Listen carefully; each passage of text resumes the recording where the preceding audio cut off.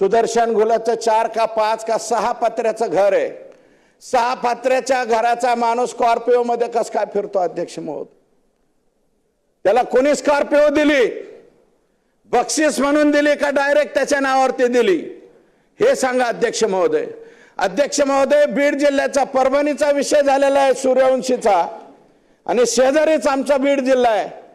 नदी वाहून जाते अध्यक्ष महोदय, वान नदी आणि गोदावरी नदी खाली जाते आमच्या तिथून अध्यक्ष महोदय। गंगाखेड, सोनपेठ, इथं सोनपेठचे सुद्धा आमदार बसलेले आहेत, त्याच्या शेजारीच परळी तालुका आहे अध्यक्ष महोदय।